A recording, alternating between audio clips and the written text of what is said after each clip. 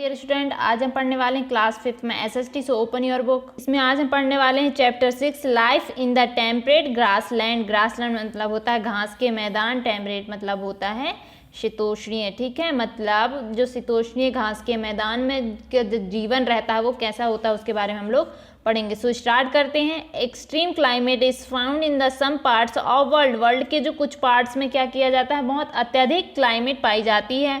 These summers are hot and winters are cold.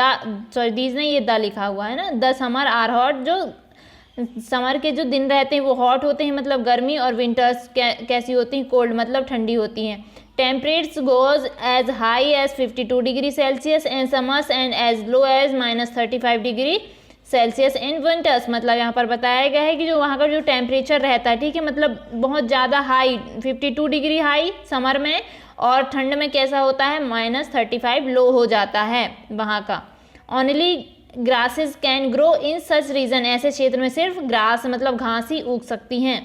In the temperate zones of the northern hemisphere and the southern hemisphere there are vast areas which are covered by tall grasses. यहाँ पर बताया गया है कि जो northern hemisphere के जो temperate zone रहते हैं, समशीतोष्णीय जो क्षेत्र रहते हैं, और जो साउथर्न हेमिस्फीयर के जो बहुत बड़ा क्षेत्र रहता है, विशाल क्षेत्र, जो क्या रहते हैं, जो बड़ी बड़ी घासों से ये कवर्ड रहते हैं। They are known by different names in different continents. मतलब इनके जो नेम है विभिन्न जो कॉन्टिनेंट्स में विभिन्न हैं। These grassy areas are known as the grassland. जो ग्रेसी एरियाज रहता है, ठीक है, जो घासी मैदान रहते हैं, उन्हें हम लोग ग्रासलैंड मतलब घास के मैदान के रूप में जानते हैं। लोकेशन के बारे में पढ़ेंगे। There are many grassland in the world. World में बहुत सारे जो घास के मैदान हैं। सम ऑफ देम, इनमें से कुछ हैं, are veld in South Africa. South Africa में veld, towns in Australia and pampas in Argentina. यहाँ पर बताया गया है कि जो ऑस्ट्रेलिया में डाउन्स है, ठीक है, घास के मैदान के नाम दिए हुए हैं यहाँ पे। अर्जेंटीना में पंप्स, ठीक है, जो साउथ अमेरिका में है।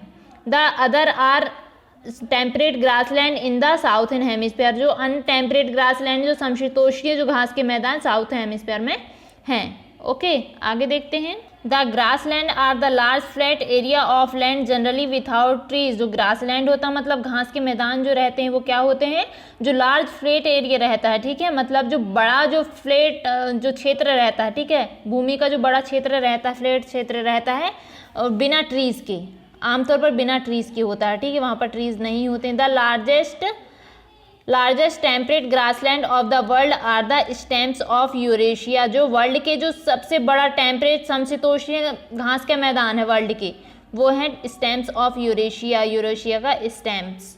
Another large area of the temperate grassland is the North America named prairies. यहाँ पर बताया गया है कि जो अन्य जो लार्ज एरिया है, टेम्परेट जो घास के मैदान का जो लार्ज एरिया है, बड़ा क्षेत्र है नॉर्थ अमेरिका में, ठीक है, नॉर्थ अमेरिका में है वो, उसका नाम है prairies, which is spread from Texas state of United State of America up to Alberta province of Canada. यहाँ पर बताया गया है कि जो कहाँ पर है ये प्रेरीज, जो यहाँ पर बताया गया है कि जो अन्य क्षेत्र रहता है, घास के मैदान के बारे में यहाँ पर पढ़ रहे हैं हम लोग, ठीक है, ग्रासलैंड के बारे में।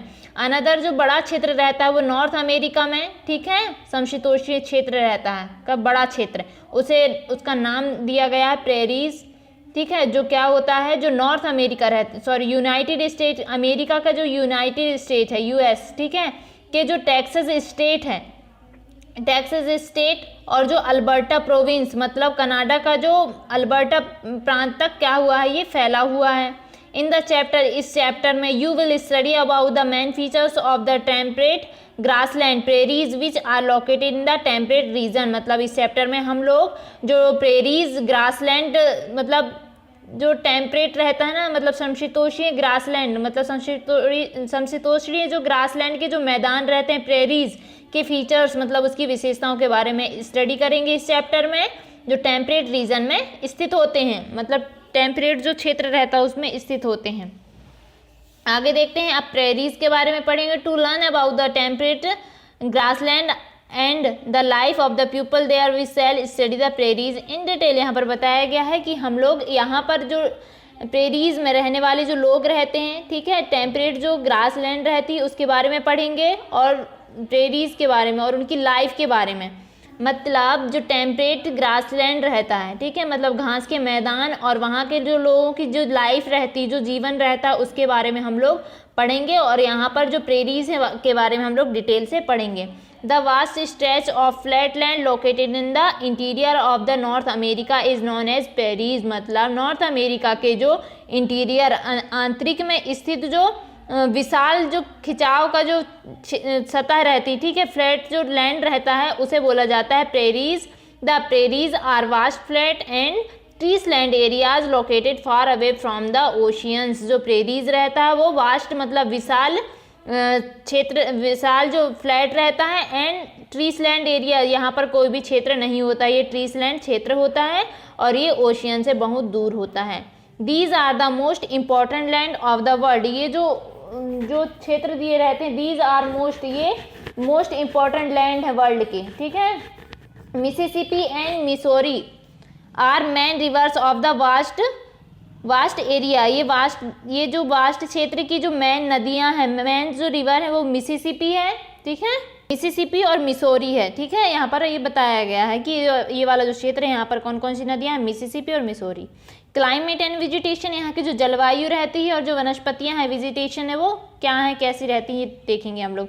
इन द प्रेरीज में विंटर आर कोल्ड, जो विंटर्स रहते हैं वो कोल्ड होते हैं। समर्स आर हॉट, और गर्मी कैसी होती हैं, गर्म होती हैं, ठंडी होती है और गर्मी गर्म होती है, ठीक है।